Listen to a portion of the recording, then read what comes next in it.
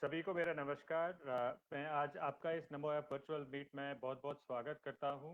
हमारे लिए ये विशेष खुशी का समय है। हमने अपने 100 एपिसोड्स पूरे किए हैं। Congratulations to the whole team, our guests and our viewers who watch us on Narendra Modi app, YouTube and Facebook and Twitter. The viewers have seen us covering positive conversations and subjects right from agriculture to space to policing and to cybersecurity, music, current affairs, and even Corona warriors we've had on our platform few times. अगर आपने कोई episode miss किया है तो please हमारे YouTube channel पे जाएं और वीडियो जरूर देखें. Please do not forget to subscribe to our channel and press bell icon for future updates as well.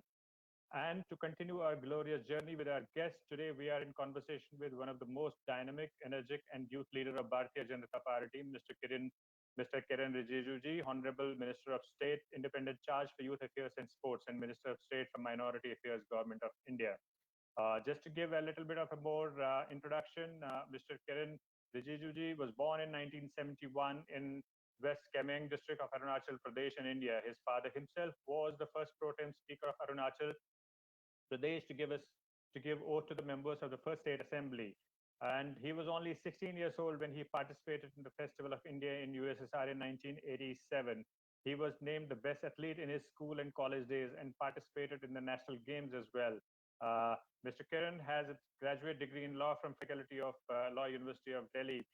Minister Sir, for a long time, has been considered the face of Bharatiya Janata Party in northeast of India. He was elected to the 14th Lok Sabha in 2004 General Assembly elections from Arunachal West constituency, and since then there has been really no looking back. Sir, once again, I and along with our team, we again welcome you to our platform. And of course, we here, the team here, and along with the youth of this country, are very eager to know about your plans for all of us. If you could share some light on the subject, sir. So you're Great on mute. occasion for all of us to share our thoughts and ideas about how to realize the vision set to us by the Honorable Prime Minister Narendra Modi ji. And in this context, I must tell you that since childhood, I have a dream to make India a great sporting powerhouse. And nothing could be better than I'm getting the responsibility to look after the Ministry of Youth Affairs and Sports. For that, I'm very grateful to Honorable Prime Minister for giving this wonderful opportunity to me to serve the nation. And secondly, since I come from a state which is considered to be very far away, very remote, very underdeveloped, and which is not easily accessible for the people from the other parts of the country. So Honorable Prime Minister has made a wonderful bridge to close that gap, and today the situation has changed. And on this occasion, I would like to make sure that all the important visions and important targets set by Honorable Prime Minister will be achieved, and for that we'll all have to work in tandem, in complete coordination.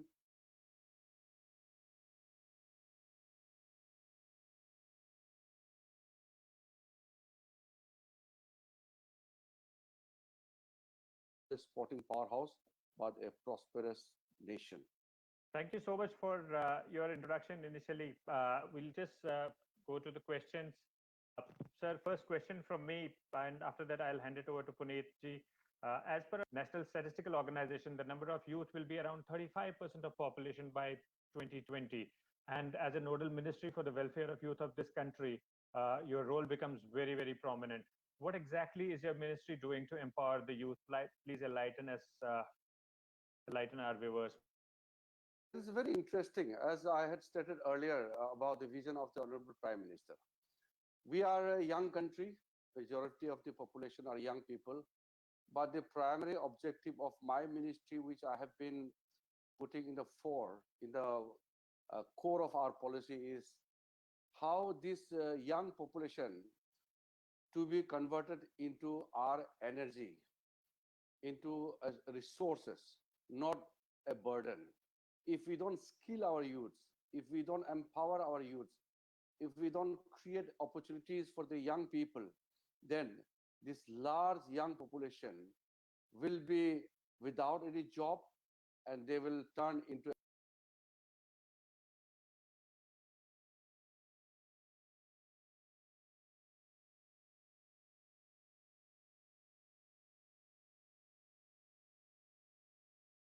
we have right now registered 75 lakhs youth volunteers. And volunteerism is a very old concept in India. If you see our Indian society, Indian culture, our heritage, we have a concept of volunteerism. Our youths are always there, and to help people is the motto of our society, each individual. So volunteerism is coming in a big way right now, and my target is within next 2 to 3 months, the total numbers of volunteers in India should cross 1 crore. That is 10 million numbers. And for that, we are augmenting all our resources through our organizations like NSS, our Nehru Yuva Sangathan, and the Scouts and Guides. And there are some other agencies and organizations which are not under my ministry, like NCC, and there are some other organizations. But primarily, most of the youths are coming under the organizations which are looked after by the Ministry of Youth Affairs and Sports. So the augmentation of the youth energy and channelize them into the use for nation building, that has been the primary objective from the day one. And we are very happy that even this very difficult pandemic time, our youth volunteers are going house to house, door to door, village to village, and they are creating awareness, providing supports, and also assisting the society, the administration, and all the needy people. So we are giving a best effort right now, and I'm very proud that the youth of India are today in the forefront, and they are like next to the coronavirus warriors. And this is something that I can proudly say that Honorable Prime Minister's clarion call from time to time he has made, and that has been inspiring the youth. So the contribution of the youths have been very, very substantial in this very difficult and challenging pandemic time. Thank you so much, sir. And we truly believe that under your leadership, youth and the other things will be reaching newer heights. And now I request Shantaji that please ask your question from the sir. So, namaskar, sir. First of all, it's a sheer privilege, sir, and a pleasure to have you in this forum. Personally, I count myself lucky that I'm participating in this discussion, sir. And then all of us are of the unanimous view that finally we got the sports minister we all along deserved. So, first of all, big compliments to you, sir. Under your stewardship, when we see so much of action, suddenly, there is someone like Hima Das, out of nowhere, winning a world championship, and then Shiva Thapa. I can keep listing the names, and then Commonwealth Games, especially over the last 5-6 years, there is so much, progress in the last Commonwealth Games. India came number 3, unheard of. And then in the Asiad Games, again, number 8. I mean, just below, some, big sporting nations. So, we are very, very pleased. And then slowly, we see that India is slowly turning into a sporting nation, like several others. And then clearly, your ministry is playing a pivotal role in this whole initiative. And then, there are so many schemes that your ministry is, has launched, and then trying to make an impact, on the ground. So if you can kindly throw some light, on some of the, schemes, that actually the ministry is, running, across the country. And then in particular, what do you, for example, among the several schemes, the 1 or 2 or 3 or 4 schemes, that you would like to specifically cover. So I'll stop here, sir. Once again, very big thanks to you for participating, sir. Yeah. Thank you for this very encouraging observation. First of all, besides what you have stated, the rise of the standard of India's sporting performance in the global level is very perceptible. And in last year, just before the pandemic hit all of us, we did best ever performance in wherever we had gone. For example, the World Women Boxing Championship, India did the best ever performance. Then there was a badminton championship, world championship. Again, India won, PV Sindhu won the world championship. Likewise, the Asian wrestling championship held in Delhi, India did again the best ever. So keeping all this, improvement in our mind, I was very confident that if the Tokyo 2020 had happened on time, we would have done better. Anyway, next year there's Olympics. For that, we will have another time to speak in details about the Olympic preparation. But at this point of time, I would like to just share that the primary objective of the thrust given to the Khelo India game, which is the one of the biggest ever government program, not in terms of monetary or financial involvement, but in terms of its reach and its impact. So Khelo India, we already had the 3 Khelo India, in different cities for last 3 years.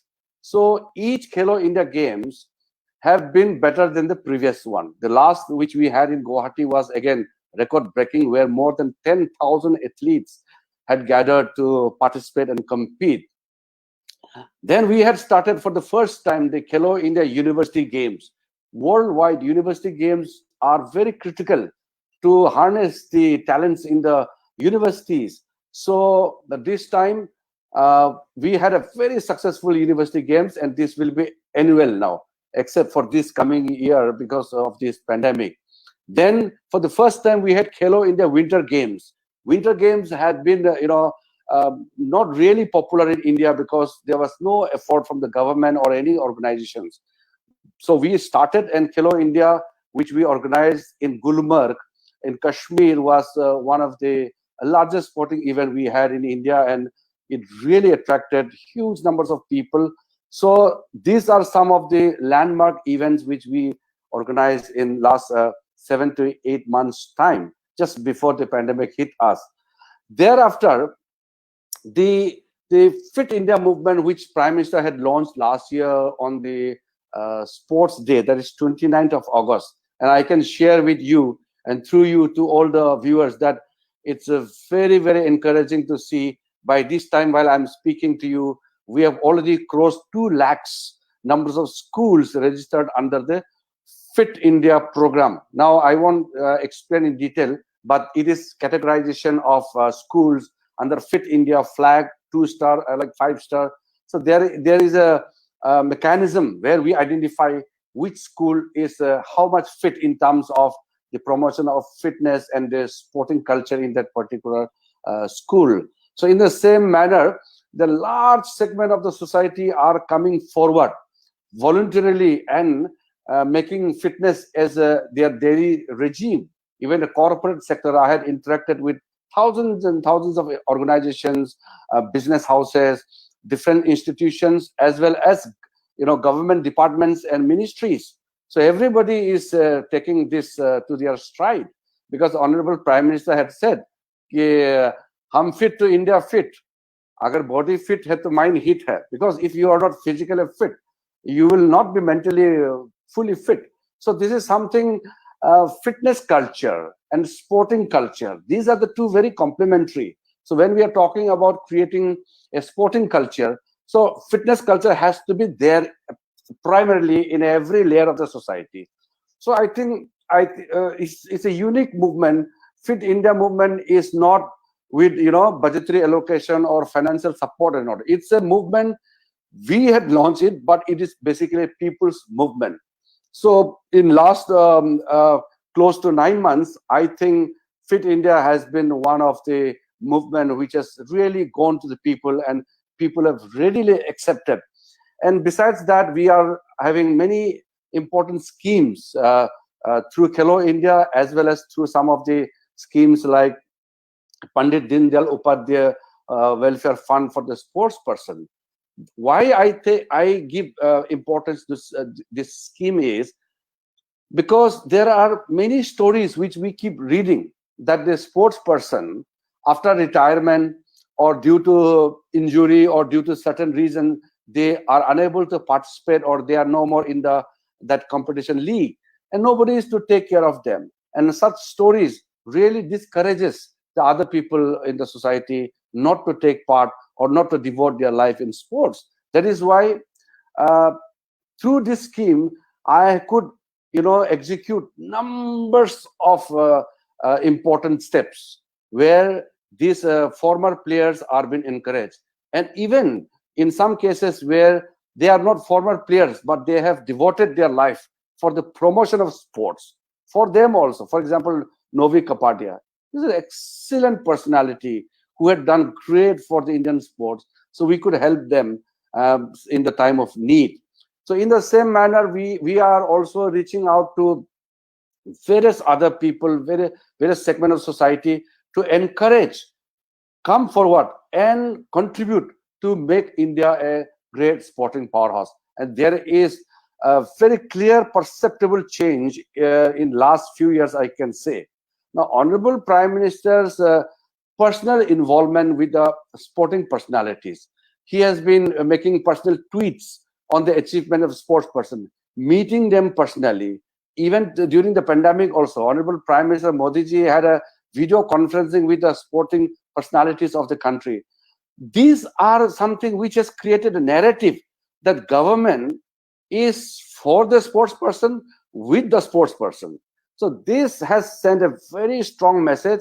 And today, thousands and thousands of sports stars are coming and telling me that they have never seen that government is so proactive for the sports and the sports person. And besides that, we are looking forward for creating a huge talent in the grassroots level. So talent scouting at a very young age is something I'm giving lots of emphasis, and there is a lot of things to discuss about that, because the talent scouting and the things which I have started in the ministry through Sports Authority of India, and I think the results are quite palpable. We will see the actual result in the days to come.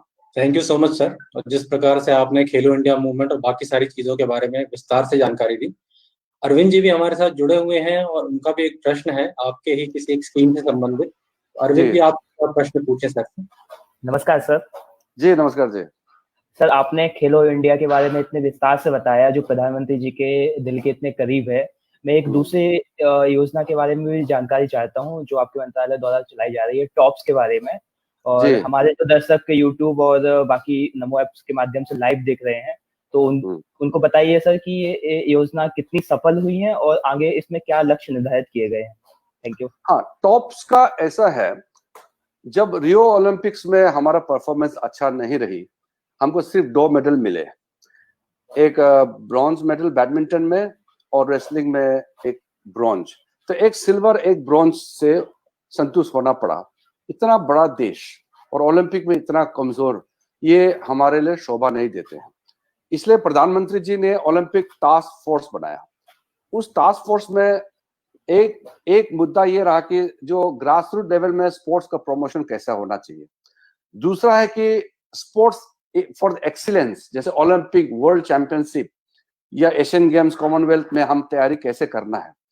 तो इसमें जो target Olympic podium scheme है, जिसको हम tops कहते हैं, उसको हमने अलग से एक उसके लिए बॉडी बनाया है। एक सेक्रेटरीट है, बिल्कुल हमारे स्पोर्ट्स अथॉरिटी ऑफ इंडिया में अलग से एक सेक्रेटरीट बनाया, जिसको एक सीईओ हेड करते हैं, प्रोफेशनल।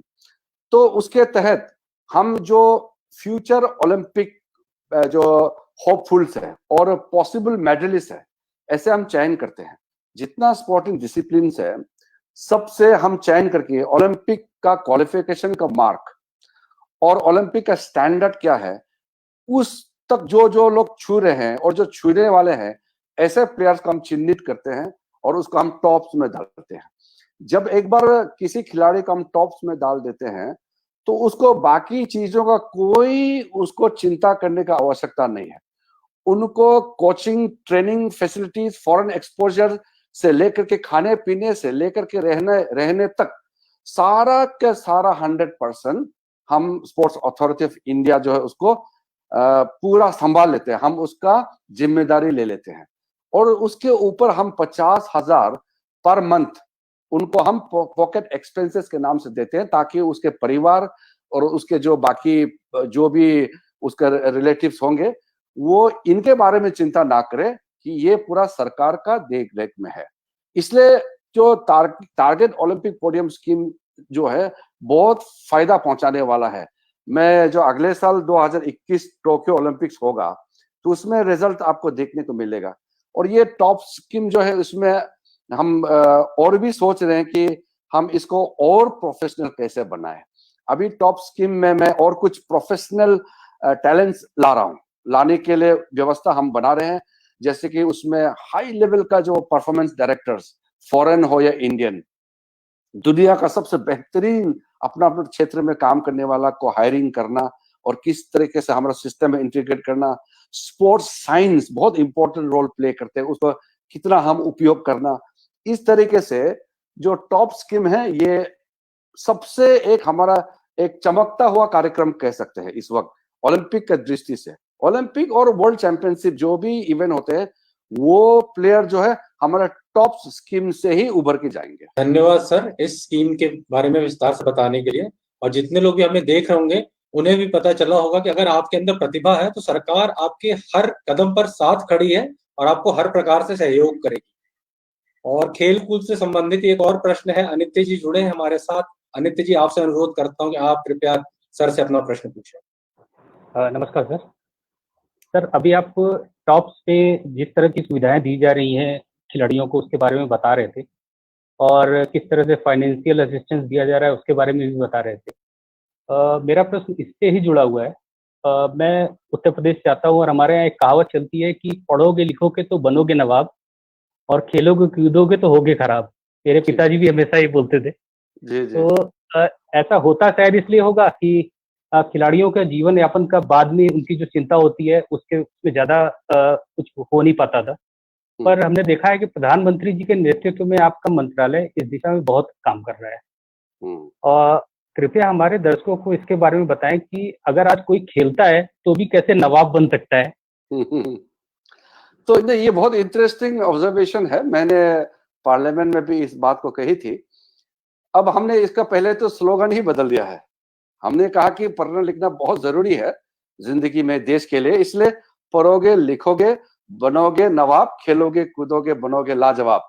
तो हमने जो इसको एक स्लोगन के साथ साथ हमने एक्शन भी किया है। तो इसमें अब क्या है कि सबसे पहले sports as a career option. खेल जो है सिर्फ खिलाड़ी नहीं है, खेल के क्षेत्र में बहुत लोग जुड़े होते हैं, उससे एम्प्लॉयमेंट क्रिएशन होता है, रेवेन्यू जनरेशन होता है। स्पोर्ट्स बहुत बड़ा इंडस्ट्री है। तो खेलने से आप सिर्फ जिंदगी जो है आपका आगे नहीं बढ़ता बल्कि आप सुपरस्टार बन सकता है। आप बहुत बड़ा देश का नामी वाला आप शख्सियत बन सकता है। आज के दिन में हमारा देश में बहुत सा स्पोर्ट्स स्टार है जो उसका लोग उसको इंस्पिरेशन मानते हैं। इसलिए sports as a career option develop करने के लिए हमने बहुत कार्य शुरू किया। तो अभी अलग अलग जो इंस्टीट्यूट हम सेंटर ऑफ एक्सीलेंस खोल रहे हैं या स्पोर्ट्स का जो कोर्सेस होते हैं, फिजिकल एजुकेशन का जो कोर्सेस है, हमारा जैसे Rani Lakshmibai national centre of physical education हो या national institute of sports Patiala हो या खेलो इंडिया सेंटर ऑफ एक्सीलेंस है। अब स्टेट में भी हम डेवलप कर रहे हैं खेलो India state centre of excellence. और हम 1000 देश भर में छोटे छोटे हर जिले में 1 यूनिट और बड़े जिले में 2 यूनिट किसी इंस्टीट्यूशन किसी स्कूल को हम आइडेंटिफाई करेंगे जिसका टेक्निकल असिस्टेंस हम देंगे। और साथ साथ जो फॉर्मर प्लेयर्स है, फॉर्मर जो स्पोर्ट्स से जुड़े हुए हैं, इन लोगों को वहां उनको रिक्रूट करेंगे, उसको वहां एम्प्लॉयमेंट मिलेंगे। तो इस तरीके से मैं चाहता हूं कि जो भी लोग खेल से जुड़े हुए हैं, ये खेल के क्षेत्र में कुछ आधिकारिक रूप से कुछ भी सर्टिफिकेट या कुछ भी एक्सपीरियंस प्राप्त किया है या देश के लिए कुछ कंट्रीब्यूट कर चुके हैं, सबको किसी ना किसी तरीके से हम जो स्पोर्टिंग सिस्टम में जोड़ना चाहता है। तो स्पोर्ट्स जो है आपका जीने का एक तरीका हो जाएगा। It's a way of life, it's a career option. और ये बहुत अब ये जो कल्चर जो बदलाव आ रहे हैं, इसमें मैंने देखा अभी पेरेंट्स जो परिवार है, जो माँ बाप है, वो बच्चे को बोल रहे हैं अभी आप खेलिए और खेल के देश का नाम रोशन कीजिए, अपना नाम भी कीजिए, देश का नाम भी कीजिए, और परिवार ही कह रहे हैं। तो ये माहौल बदल गए हैं। ये माहौल बदलने में प्रधानमंत्री जी का जो सक्रिय भूमिका है, ये बहुत इंपॉर्टेंट रोल प्ले किया है। और मुझे इस खेल विभाग में जब मंत्रालय को एक आगे चलाने के लिए जिम्मेदारी जब दिया है, तो मैं प्रधानमंत्री जी ने पिछले 6 सालों में जो जो बातें खेल और फिटनेस और ये सारा चीजों को लेकर के जो जो बात बोला है, उसको मैं एक्शन में ले जाने के लिए उसको एक पैकेज के तौर पर तैयारी करके मेरा मंत्रालय और जो हमारे एजेंसी है उसके माध्यम से हम लोगों तक ले जा रहे हैं। और उसमें हम राज्य सरकारों का भागीदारी को अहम हम उसको मानते हैं। इसलिए मैंने स्पोर्ट्स मिनिस्टर कॉन्फ्रेंस भी किया, अभी 2 दिन पहले किया, और पिछली साल भी किया। 2 बार कॉन्फ्रेंस हो चुका है। मैं 1 साल के अंदर में स्पोर्ट्स मिनिस्टर से, फिर ओलंपिक एसोसिएशन, देश का जितना स्पोर्ट्स फेडरेशन है, सबको एकजुट होकर के काम कर रहे हैं। और अभी एम्प्लॉयमेंट जनरेशन के रूप में मेरे ख्याल से पिछले 1 साल के अंदर में बहुत बड़ा जंप हुआ है, इजाफा हुआ है। और यही आगे लेकर के लोगों का एक भरोसा भी मिलेगा कि स्पोर्ट्स जो है अपना जीवन का बहुत बड़ा एक ऑप्शन है, बहुत ल्यूक्रेटिव ऑप्शन है। इसमें नाम है, शोहरत है, इसमें पैसे भी है, इज्जत भी है। आपका पुनः बहुत धन्यवाद सर। और जैसा कि आपने बताया, जो अंडरलाइन करने वाली बात है कि खेलने कूदने पर कोई खराब नहीं बल्कि लाजवाब बन सकता है और कैरियर का एक बहुत अच्छा ऑप्शन भी है। तो इसके लिए आपका बहुत बहुत धन्यवाद सर। और अंकुर जी भी जुड़े हैं हमारे साथ। अंकुर जी, मैं आपसे अनुरोध करता हूँ कि आप कृपया अपना प्रश्न माननीय मंत्री जी से। ऑनरेबल सर, नमस्कार। It's very nice and pleasure having you on our channel. Sir, अभी थोड़ी देर पहले आप बता रहे थे Pandit Deendayal Upadhyay welfare fund for sports person के बारे में। हम जब भी पहले कहीं सुनते थे कि किसी पूर्व खिलाड़ी की आर्थिक स्थिति खराब है, उन्हें कई कठिनाइयों का सामना पड़ रहा है, तो आपके नॉलेज में आने के बाद आप बड़ी तत्परता से उस पर काम करते थे और अभी भी कर रहे हैं। तो सर, इसके बारे में थोड़ा आप प्लीज क्या हमें डिटेल से बता सकते हैं कि इसमें कैसे खिलाड़ी आते हैं, कोई क्राइटेरिया है या कोई एलिजिबिलिटी है, कैसे ये मॉनिटर किया जाता है सर? हाँ, ये बहुत इंपॉर्टेंट बात आपने पूछा, मुझे एलोबरेट करने का मौका मिला। देखिए, कभी कभी न्यूज़पेपर में दिखाई देते हैं कि भारत के लिए हॉकी खेल चुके हैं, एशियन गेम खेला है, अभी सब्जी बेच रहे हैं, दवाई खरीदने के पैसे नहीं है। इस तरह का कभी कभी जब न्यूज आता है ना, बहुत डिमोरलाइजिंग होते हैं। आप कैसे प्रोत्साहित करेगा? इस तरह का न्यूज आएंगे तो लोग अपने बच्चे को खिलाड़ी क्यों बनाना चाहेंगे? तो इसलिए ये जो वेलफेयर, पंडित दीनदयाल उपाध्याय जी के नाम से जो वेलफेयर फंड क्रिएट किया गया है, ये बहुत ही एलाबोरेट है और बहुत रिलैक्स किया गया है। इसमें जैसे मैंने कहा कि कुछ इसमें रूल्स को मैंने रिलैक्स किया इसी साल के अंदर में, कि अब कोई भी खिलाड़ी, ये सिर्फ अंतरराष्ट्रीय स्तर में नहीं, नेशनल लेवल गेम्स में भी अगर वो खेला है और प्रदर्शन अच्छा रहा है और नामी है, तो उसको भी हम इस फंड के तहत मदद देंगे। ये सिर्फ अंतरराष्ट्रीय खिलाड़ी के लिए नहीं है। जो इंटरनेशनल लेवल में जैसे ओलंपिक्स है और world championship, Asian games, Commonwealth, ये जो 4 होते हैं, 4 में नंबर 1 ओलंपिक्स है। उसके लिए उसमें जो पदक मिलते हैं उसके लिए पेंशन फंड है, वो रेगुलर मंथली मिलता है, वो अलग है। उसके बाद में वर्ल्ड चैंपियनशिप है, उसके बाद एशियन गेम्स, फिर कॉमनवेल्थ। उसमें जो लोग उसमें मेडलिस्ट है उनको तो मिलता ही मिलता है, और वो लोग तो लगभग जो मेडलिस्ट होते हैं तो उसको तो नौकरी मिल ही जाते हैं पीएसयू में, प्राइवेट कंपनी में, क्योंकि उस लेवल में जो ओलंपिक वगैरह में मेडल लाते हैं तो उसके लिए तो मेरे ख्याल से सब आ जाते हैं मदद करने के लिए, या प्राइस मनी या मदद के तौर पर मिल जाते हैं। लेकिन जो लोग मेडल नहीं मिलता है, मेरा उसके ऊपर में बहुत टारगेटेड है। जो लोग मेडल नहीं मिलते हैं या किसी कारण से चोट लग गया, किसी कारण से वो खेलना छोड़ दिया, तो ये लोग को कोई पूछता नहीं है। तो इसीलिए ये जो Pandit Deendayal Upadhyay welfare fund for the sports person है, ये फंड इसी के लिए है जो लोग बहुत अपने जो उसके फिजिकल कंडीशन ठीक थे, वो अच्छा कर रहे थे, लेकिन अब उसका हालत ठीक नहीं है, जो खेल नहीं सकते, या जो उसका एज हो गया है, उम्र हो गया है, उसका कोई और साधन नहीं है, ऐसे लोगों के लिए हम मदद देने के लिए फंड क्रिएट किया गया है। लेकिन मैं इसमें एक बात और कहना चाहता हूँ, क्योंकि हमारा देश बहुत बड़ा है, और इतना बड़ा देश में इस तरह का जो संख्या है, जो तकलीफ में लोग बैठे, इसका संख्या बहुत बड़ी होती है। तो केंद्र सरकार अकेला कर नहीं सकते, इसमें राज्य सरकार को भी आना होगा, क्योंकि हर खिलाड़ी तो किसी ना किसी राज्य से ही बिलोंग करते हैं। तो उसमें राज्य सरकार भी बढ़ चढ़ करके इस तरह का फंड क्रिएट करना चाहिए, मेरा ये राज्य सरकारों से अनुरोध है।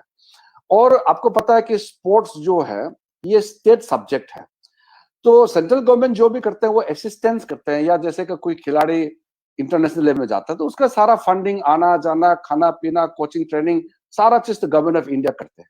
लेकिन उसके अलावा बहुत से खिलाड़ी है जो स्टेट लेवल में खेलते हैं, नेशनल लेवल जाते हैं, तो इन लोगों का ख्याल रखने के लिए स्टेट गवर्नमेंट को भी प्रोएक्टिव रोल प्ले करना चाहिए। तो ये जो पंडित दीनदयाल उपाध्याय जी के नाम से जो फंड क्रिएट किया गया, ऐसा ही मेरा अनुरोध है कि सारा राज्य सरकारें भी इस तरह का प्रोविजन अपने अपने राज्य सरकारों के स्पोर्ट्स पॉलिसी और प्रोग्राम में रहना चाहिए। धन्यवाद सर, और हम पूरी उम्मीद और विश्वास रखते हैं कि आपसी सहयोग से राज्य सरकारें भी सहयोग करेंगे और स्पोर्ट्स को जैसे हम न्यूअर हाइट्स पे देखें, इससे भी ऊंची ऊंचाइयों की छलांग लगाएगा हमारा स्पोर्ट्स मिनिस्ट्री और उसके सारे स्पोर्ट्स पर्सन्स। और अंबर जी भी हमारे साथ जुड़े हुए हैं और इनका प्रश्न स्पोर्ट्स से थोड़ा हटके है सर, तो आई रिक्वेस्ट अंबर जी कि आप कृपया अपना प्रश्न पूछें। आपका बहुत बहुत धन्यवाद पुनीत जी। नमस्कार ऑनरेबल मिनिस्टर सर। जी नमस्कार जी। Always been one of my favorite ministers, and I've often regarded you as a super minister in Modi ji's Council of Ministers. You're very active on social media, and from time to time we get to see a lot of new things on your timeline, especially on Twitter and Instagram. We see some candid photographs, we see some candid videos, like which we say often with no filters. So I just wanted to know, despite having such a busy schedule, what inspires you to share all these positive things on social media? Please enlighten us. Thank you. Yeah, that is a very, very critical question. See, politicians, we are public figures. People look up to us. People look up to the prime minister, the ministers, because we are the chosen people. We are being given mandate by lakhs and lakhs of people. You know, to become a member of parliament, in India average, the constituency population is so many lakhs. So multiple lakhs of people have, trust faith on you. And especially once you become minister, you have to inspire the country. So besides the official responsibility which I hold, I feel I have also added responsibility of inspiring the younger generation.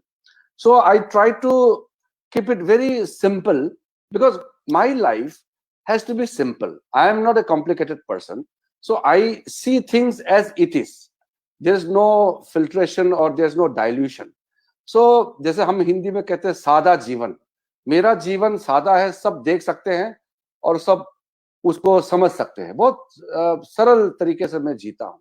तो ऐसे में जैसे अरुणाचल से आता हूँ, अरुणाचल के बारे में पहले मैं मंत्री बनने से पहले बहुत लोग नहीं जानते थे, लेकिन अब लोगों को पता चला अच्छा अरुणाचल से भी हमारा सांसद है और वो मंत्री है। तो उसके अलावा मोदी जी के आने से पहले 2014 से पहले नॉर्थ ईस्ट भी तो ऐसे ही था। नॉर्थ ईस्ट और हमारा बाकी जो देश के अन्य हिस्सों में एक गैप सा नजर आता था। तो उसको हम प्रोएक्टिवली अगर प्ले करेंगे, अगर हम अपना एक्टिवनेस जो है अपना एक्टिविटी के जरिए से लोगों को दिखाएंगे, तो पूरा देश के लिए ये एक नेशनल इंटीग्रेशन की दृष्टि से भी बहुत अच्छी बात है, क्योंकि पहचान होते हैं कि हाँ किरण रिजिजू अरुणाचल प्रदेश से और देश की सेवा कर रहे हैं, मोदी जी के सरकार में मंत्री है।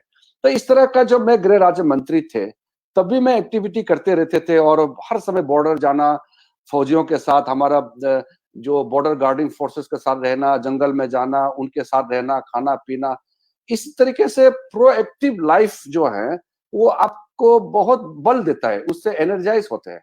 तो हम देखते थे उस समय हमारे पुलिस फोर्सेस बहुत इंथुजियास्टिक होते थे जब हम लोग उनके वहां पहुंचते थे, उनके साथ खाना पीना खाता है, खेलता थे।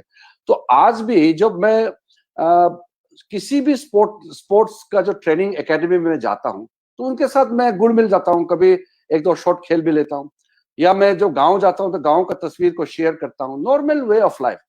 तो मेरा मेन मकसद ये है कि जीवन को बहुत ही साधारण तरीके से हम जीते हैं, और वो साधारणता जो है लोगों को प्रोत्साहित कैसे करें एक पॉजिटिव वे में, तो पॉजिटिविटी क्रिएट करने के लिए ही मेरा जो जीने का तरीका है उसको मैं अपने जो सोशल मीडिया का हैंडल के माध्यम से भी लाने का कोशिश करता हूँ। सर बहुत बहुत धन्यवाद आपका।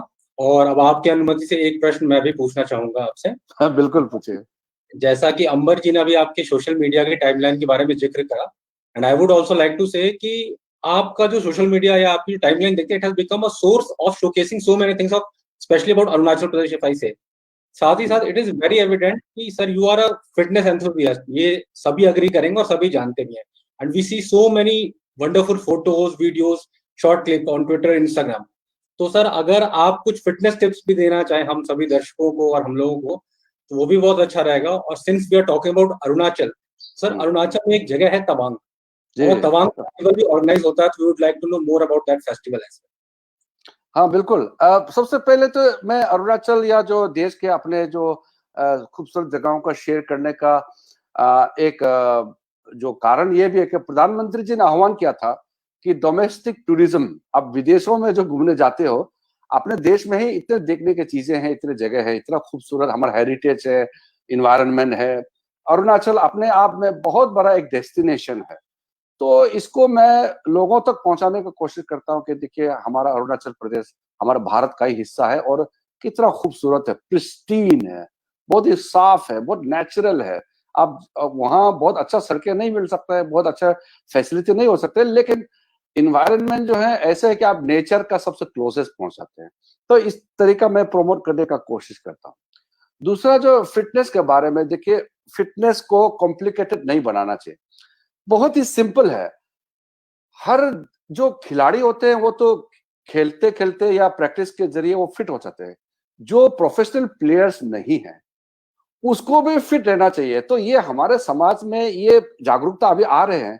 पहले तो सोचते थे कि जो खिलाड़ी है वही एक्सरसाइज करते हैं, लेकिन एक्सरसाइज करना, योगा करना या अपने लाइफस्टाइल को डिसिप्लिन बनाना, हम शारीरिक रूप से कैसे हम हेल्दी रहे, कैसे फिट रहे, तो ये जो है हमारे जिंदगी के लिए बहुत अहम है। इसलिए मैं कभी जैसे कि वॉक कर लेता हूँ, कभी ट्रैकिंग करता हूँ, कभी मैं मौका मिला तो थोड़ा सा जॉगिंग भी कर लेता हूँ, और कभी कोई फैसिलिटी आ गया तो जिम में भी चले जाते हैं। तो कोई फिक्स रूटीन ऐसा नहीं है, जहां भी रहे आप फिटनेस मेंटेन कर सकते हैं। कुछ लोग ये सोच सकते हैं कि अरे मुझे एक्सरसाइज करने के लिए ग्राउंड चाहिए, फील्ड चाहिए, जिम्नाजियम चाहिए। ऐसा नहीं है। आपका छोटा कमरा में भी आप बैठ करके मैट लगा के योगा कर सकते हैं। आपको जैसे हम आपको बातचीत कर रहे हैं तो हम स्ट्रेट बैठे हुए हैं, बैठने का तरीका, कभी कभी आप नहीं, जब नहीं बैठना है तो थोड़ा सा आप आगे पीछे थोड़ा सा मूवमेंट कीजिए। यानी कि एक्टिविटी होना चाहिए, बॉडी जो एक्शन में रहना चाहिए।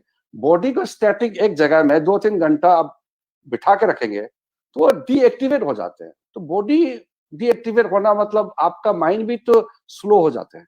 तो इसीलिए फिटनेस को आप एक डेली आपका एक रेजिम में डाल दीजिए।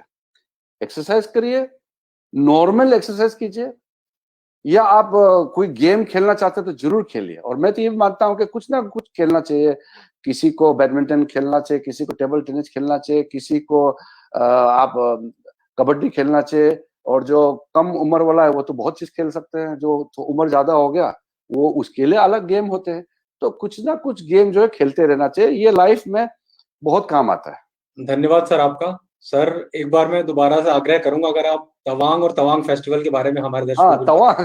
तवांग ऐसा है, तवांग बहुत ही खूबसूरत जगह। अरुणाचल पूरा ही खूबसूरत है, लेकिन तवांग क्योंकि वहाँ बौद्ध का एशिया का सबसे बड़ा मठ में से एक है, एक ल्हासा में है तिब्बत में, दूसरा अभी तवांग में है। बहुत बड़ा और बहुत ही इम्पोजिंग है, बहुत ही खूबसूरत 17th सेंचुरी का मॉनेस्ट्री है। और तवांग के आसपास हजारों झीलें हैं, हाई एल्टीट्यूड है, तो वहाँ का कल्चर भी यूनिक है। तो ये सब को शोकेस करने के लिए तवांग फेस्टिवल वहाँ आयोजित किया जाता है, जो अक्टूबर के महीने में होते हैं। इस बार पता नहीं कि ये पेंडेमिक का क्या हाल होगा।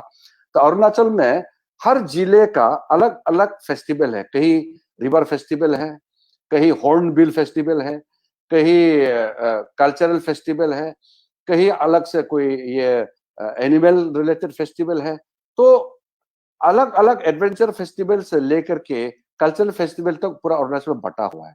तो वैसे तवांग फेस्टिवल जो अरुणाचल का पश्चिमी कोने पे है, तो तवांग फेस्टिवल में बहुत सा इंटरनेशनल टूरिस्ट आते हैं, डोमेस्टिक टूरिस्ट आते हैं। तो आप सब जितने नमो ऐप टीम है, मैं आपसे भी अनुरोध करना चाहूंगा कि अगर इस बार हो गया अक्टूबर में, तो आप लोग इस बार जाइए, नहीं तो अगले साल जब होंगे तो आप लोग टीम बना के जाइए। आप लोगों का सारा वहाँ जो देखभाल करना है वो अच्छी तरह होगा, क्योंकि हमारे वहाँ बाहर से आने वालों को बहुत अच्छा से देखभाल करते हैं। उसको जो हम लोग मानते हैं भारत में अतिथि देवो भव, हमारा वहाँ बहुत अच्छा से देखभाल करते हैं। और आप लोग जरूर जाना चाहिए। तवांग फेस्टिवल का समय जाए तो और भी अच्छा है। उसके अलावा भी एक बार आप लोग ग्रुप बना के जाइए। आजकल तो दिल्ली से या कहीं से भी गुवाहाटी पहुंच जाएगा, तो गुवाहाटी से हेलीकॉप्टर सर्विस है, 1 घंटे का हेलीकॉप्टर है गुवाहाटी से तवांग। तो सोचने में तो दूर है, लेकिन आप जाएंगे तो आजकल तो आप यहाँ से गया 2 घंटे में गुवाहाटी पहुंच गया, और वहां से फिर 1 घंटे तवांग, 3.5 घंटे में आप तवांग पहुंच जाएंगे, और आप आराम से वहां 2-3 दिन बैठ सकते हैं। बहुत बहुत धन्यवाद सर आपका, और हम जरूर जाएंगे जैसे ही गवर्नमेंट की लॉकडाउन की जो भी गाइडलाइंस आती है। बिकॉज हमने देखा सर, आप जब वो एटीपी बाइक से बोलते हैं, ऑल टेरेन बाइक से वो बाइकिंग करते हो, it was very mesmerising for all of us, और वो हमें और भी प्रेरित करता है उधर जाने के लिए। हाँ, वो बहुत अच्छा है। वो बियॉन्ड तवांग है, वो 16,000 फीट के ऊपर में हमने वो MTV चलाया था बाइक। तो वो बाइक वैसे तो खतरनाक लगता है, लेकिन बहुत अच्छा बाइक है, और ट्रैकिंग भी कर सकते हैं, साइकिलिंग भी कर सकते हैं, और आप गाड़ी भी चला सकते हैं। बहुत बहुत धन्यवाद सर आपका। और हमने अभी काफी प्रश्न आपसे लिए, लेकिन सर 1-2 प्रश्न और आपकी अनुमति से हम लेना चाहेंगे बिफोर। हाँ, जरूर। और अनित्य जी, आप कृपया सर से अपना प्रश्न पूछें। सर, नॉर्थ ईस्ट से जो नेता आते हैं उनमें आप एक महत्वपूर्ण नेता हैं, और पिछले 6 वर्षों में नॉर्थ ईस्ट इंडिया के ऊपर हमारी सरकार जो है, प्रधानमंत्री जी की एक्ट ईस्ट जो पॉलिसी है उसके अंतर्गत बहुत काम किया है। और आपके अनुसार ये पहले की सरकारों से कैसे अलग है, और हमारी सरकार जो है उसकी दृष्टि में नॉर्थ ईस्ट को जो महत्व दिया जा रहा है, ये क्यों आवश्यक है? हाँ, ये बहुत ही एक देश हित से जुड़े हुए बहुत महत्वपूर्ण सवाल है। देखिए, नॉर्थ ईस्ट स्ट्रेटेजिकली बहुत ही क्रिटिकल है। आप जानते हैं, जैसे अरुणाचल प्रदेश, वेस्ट में भूटान, नॉर्थ में चाइना, और ईस्ट में म्यांमार है। वैसे नागालैंड, मणिपुर, फिर बर्मा बॉर्डर लगते हैं। मिजोरम आधा म्यांमार से और आधा बांग्लादेश। त्रिपुरा बांग्लादेश से, आसाम बांग्लादेश से जुड़ा हुआ है। सिक्किम चाइना, भूटान, नेपाल से जुड़ा हुआ है। तो नॉर्थ ईस्ट जो 8 स्टेट है, ये पूरा इंटरनेशनल बॉर्डर से जुड़ा हुआ है। इसका सिर्फ 2% हमारा मेनलैंड का कॉरिडोर है। सिलीगुड़ी के सामने में जो कॉरिडोर है, उसको बहुत छोटा कॉरिडोर हम लोग उसको जो जिससे हम लोग आना जाना करते हैं। तो ये नॉर्थ ईस्ट जो है, ज्योग्राफी के लिए तो अलग से आइसोलेटेड पहले से था, लेकिन भारत सरकार का जो पूर्व में जितना भी सरकारें आए हैं, उन्होंने कुछ ना कुछ काम जरूर किया है, लेकिन emotionally connect with visible developmental work वो दिखाई नहीं दिया, उससे वंचित रहा है। तो हमारे प्रधानमंत्री आदरणीय नरेंद्र मोदी जी का आने से फर्क क्या हुआ? सबसे पहले उन्होंने इमोशनल कनेक्ट को इस्टेब्लिश किया। इतने बार, अभी तो कोविड के चलते नहीं हो रहा, लेकिन इतने बार साल में 8-9 बार नॉर्थ ईस्ट विजिट करना प्राइम मिनिस्टर, ये कोई कल्पना भी नहीं कर सकते। ये हमारे प्रधानमंत्री ही जो अपना एनर्जी और पूरा उसका फोकस अटेंशन जो दिया है नॉर्थ ईस्ट को, इतने बार विजिट करते हैं। दूसरा, हर सेक्टर में जो काम शुरू हुआ है, स्पेशली इंफ्रास्ट्रक्चर में, बहुत बड़ा इंफ्रास्ट्रक्चर का काम अभी शुरू हो रहा है। कुछ खत्म हो गया, कुछ अभी आगे चल रहे हैं। तो ये सारा जो नॉर्थ ईस्ट के प्रति जो बदलाव हुआ है मोदी जी का समय में, और उन्होंने जो पुराना पॉलिसी 1991 का जो लुक ईस्ट पॉलिसी को उसने फिर रिक्रिएशन किया, उसका एक्ट ईस्ट पॉलिसी करके, यानी कि नॉर्थ ईस्ट और नॉर्थ ईस्ट के बियॉन्ड जो हमारा ईस्टर्न वर्ल्ड है, हमारा साउथ ईस्ट एशिया से लेकर के जो ईस्टर्न वर्ल्ड, चाइना है, जापान है, कोरिया है, तो पूरे उसका जो एक तरह से वो जो ब्रिज जो है वो नॉर्थ ईस्ट की तरह से ही होगा फिजिकली। तो इसलिए ओवरऑल प्राइम मिनिस्टर का जो बड़ा सोच और दूरदृष्टि, उसका जो अपना एक सोच है, उसका वजह से पिछले 6 सालों में जो बदलाव आया है, ये national integration point of view से। भारत का जो एक भारत श्रेष्ठ भारत का नारा प्रधानमंत्री जी ने दिया है, उसको बहुत बड़ा बल ये नॉर्थ ईस्ट का कनेक्ट और नॉर्थ ईस्ट का प्रति जो इतना बड़ा जो प्रधानमंत्री का रुझान और एक्ट ईस्ट पॉलिसी ने जो ट्रांसफॉर्मेशन लाया है, इससे देश का बहुत बड़ा फायदा हुआ है। और सदियों तक आज का प्रधानमंत्री जी ने जो फैसला लिया है और जो कार्य कर रहे हैं, वो सदियों तक एक मजबूत भारत बनाने में नॉर्थ ईस्ट इंडिया का भी इसमें इंटीग्रेटेड योगदान रहेगा। उस दिशा में एक नींव रखा है, फाउंडेशन रखा है, जो अब बहुत स्ट्रांग हो गया है और आगे और बढ़ते जाएगा। आपका पुनः धन्यवाद sir. And before we conclude, आपने नॉर्थ ईस्ट के बारे में विस्तार से बताया, खेल मंत्रालय के बारे में भी काफी कुछ बातें हमें बताई। सर, एक मेरा प्रश्न ये है कि आप युवाओं के से संबंधित जो मंत्रालय है उसके भी आप मंत्री हैं, और सर साथ ही हम सभी आपको एक युवा राजनेता के रूप में भी देखते हैं, और आप स्वयं एक युवा राजनेता है भी। और ऐसे में जो हमारे देश के युवा हैं, जो देश और समाज सेवा को अपने जीवन का लक्ष्य बनाना चाहते हैं, उनको आपसे बढ़िया रोल मॉडल नहीं मिल सकता, ऐसा हम सबका ही विश्वास है। तो इस दिशा में आज के युवा कैसे आगे बढ़े, उन्हें आपके अनुसार क्या क्या करना चाहिए, और क्या ऐसी चीजें उन्हें बिल्कुल नहीं करनी चाहिए, अगर इसके बारे में अगर आप कुछ कहना चाहें सर। हाँ, ये एक मेरा भी काफी इस बारे में गहराई से सोचना रहा है बहुत सालों से कि भारत बहुत बड़ा देश है। आबादी की दृष्टि से हम दूसरी नंबर में हैं, जो अभी 1 नंबर होने वाला है, चीन से भी आगे निकलने वाला है।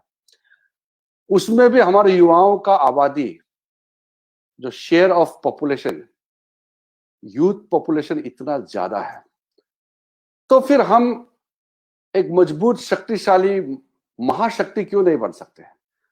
तो जब यूथ चाहेगा तो वो बन जाएगा। इसलिए मेरा सबसे पहले तो युवाओं को कहना है कि आप सिर्फ पॉजिटिव ही सोचिए और पॉजिटिव काम ही कीजिए। देश के लिए काम आना चाहिए, देश के लिए बदनाम या देश के लिए तकलीफ नहीं लाना है। मेरे वजह से देश समाज को नुकसान होगा तो ये ठीक नहीं है, मेरे वजह से देश को फायदा होना चाहिए। तो पॉजिटिव थॉट्स ये सबका माइंड में लाना चाहिए। मैं जहां भी जाता हूँ, यूनिवर्सिटी कॉलेज कहीं भी जाता हूँ, युवाओं को मिलता हूँ, मैं यही कहता हूँ, तो सबसे पहले आप पॉजिटिव थॉट्स को लाइए। और पॉजिटिव थॉट्स को जब आप लाएंगे तो फिर आप अच्छा काम भी करने लग जाएगा। ये सबसे प्राइमरी रिक्वायरमेंट है, पॉजिटिव थॉट्स। उसके बाद भारत का जो सॉफ्ट इमेज, मैं युवाओं को पुकारना चाहता हूं, भारत का जो सॉफ्ट पावर है, हमारा कल्चरल हेरिटेज, हमारा स्पिरिचुअल हेरिटेज, हमने दुनिया को योगा दिया है, बुद्धिज्म दिया है, हमने दुनिया का बहुत कुछ यहां से दिया है। जो हमारा संदेश है ये सबको मंजूर है, सब पसंद करते हैं भारत का संदेश को। तो भारत का जो सॉफ्ट इमेज को हम पूरा ग्लोबली ले जाए, सारा युवाओं को मेरा ये आह्वान है। और साथ साथ मैं अपना युवा साथियों को कहना चाहता हूं कि प्रधानमंत्री जी ने जो आह्वान किया है कि एक भारत श्रेष्ठ भारत और सबका साथ, सबका विश्वास और सबका साथ, ये जो नारा है ये छोटा नारा नहीं, ये बहुत बड़ा नारा है। और ये नारा को हम सब अपने जीवन का नारा बनाएं तो फिर हम देश को आगे लेके जा सकते हैं। कोई भी देश आप देखा होगा, जो इतिहास में आपने देखा होगा, चाहे वो अमेरिका हो, चाहे रूस हो, चाहे चीन हो, चाहे जापान हो, वहां एक तरीके से एक रेवोल्यूशन आया है। लेकिन भारत में इस तरह का पॉलिटिकल रेवोल्यूशन या इस तरह का सोशल रेवोल्यूशन हमारे यहाँ क्रांति नहीं हुआ जो ओवरथ्रो करते हैं, सबका रेवोल्यूशन हुआ है। लेकिन मैं मानता हूं कि भारत का रेवोल्यूशन, ये हमारा प्रधानमंत्री नरेंद्र मोदी जी ने जो स्लोगन दिया है, यही हमारा हिंदुस्तान का रेवोल्यूशन है। और ये रेवोल्यूशन को हमारा युवाओं उसको आगे ले जाना है, और चेंजेस हमारा युवा शक्ति ही इसको कर सकते हैं। इसलिए positive thoughts, carrying forward India soft image, and then augmentation of our man power, our natural resources and our knowledge, ये सब को लेते हुए भारत को विश्व गुरु बनाना है। तो विश्व गुरु बनाने के लिए महाशक्ति के रूप में उभर के हमको आना ही है। India is a future super power, और इसको हम किसी भी तरीके से भारत को सुपर पावर बनाना ही होगा। This is a responsibility of the every youth of India. Thank you so much sir for your motivating words. और जिस तरीके से हमने इस सेशन की शुरुआत करी, चाहे वो युवाओं के बारे में बात हो, स्पोर्ट्स से रिलेटेड बात हो, या फिर अरुणाचल के वर्चुअल टूर पर भी आप हमें ले गए, तो उसके लिए भी सर बहुत बहुत धन्यवाद। आपने अपने, शांता जी शायद आप कुछ कहना चाह रहे हैं। Sir, thank you very much, sir. Once again, I have to say, we as a group, stand vindicated. In fact, personally, I started saying, we finally got the minister, we always deserved. So you cannot, put a better team in place. Here is a prime minister who provides, leadership and direction. And here is a sports minister, youth minister, whose sole job, sole passion is to implement, what my leader says. This is a terrific thing. And then, it was such a pleasure to hear about so many schemes, sir, that, you have introduced. You talked about, Khelo India, you talked about Fit India, body fit hai, so mind fit hai. Simple concepts. I was really touched, by this scheme, called TOPS. I was frankly, hearing for the first time. This is, unbelievable. So, sir, we always believe, sir, so losers, have no place in the world. Losers are orphans. There is place for first, second, third, fourth onwards. You have no place. You are an orphan. Nobody even bothers. And here is a government, who actually picks up those people and then, takes care of them. Isse zyada kya ho sakta hai? I think we are so pleased. You also said, parents now, finally, looking around, kya ho raha hai. Now they are encouraging children, because we in this country were never known as a sporting nation. Never. Now, you have a leader, who says we want to transform this country into a sporting powerhouse. So, this is just one aspect, I'm focusing on. On the other side, you also talked so much about, development of youth, other things, and so many schemes, that your ministry, has been doing on the ground. Sir, real pleasure. We also, in the process, came to know about Arunachal. I think, after the discussion is over, maybe, we should, have a conference and then, plan our next trip to Arunachal. So thanks a lot for sharing all your insights and perspectives, sir. So with those words, and I'll hand it back to Puneet ji. Thank you very much. Thank you. Sir, पूरी team की तरफ से आपका बहुत बहुत धन्यवाद। आपने अपने व्यस्त समय में से समय निकाला, और हम सब खुद प्रण लेते हैं कि कम से कम टॉप्स के बारे में 10 से 20 लोगों को या उससे ज्यादा लोगों को बताएंगे, और खेलेंगे, कूदेंगे, बनेंगे लाजवाब, ये स्लोगन हम हमारी जगह जरूर प्रयोग करेंगे सर। तो इसके लिए सर आपका बहुत बहुत धन्यवाद सर, आपने समय निकाला, और हम आगे भी आपका मार्गदर्शन लेते रहेंगे। And we would like to host you back again on our virtual meet, sir. Thank you so much. Thank you very much. It was absolute talking to the team, Namo team. Thank you very much. Thank you. Pleasure, sir. Pleasure. Thank you. Thank you.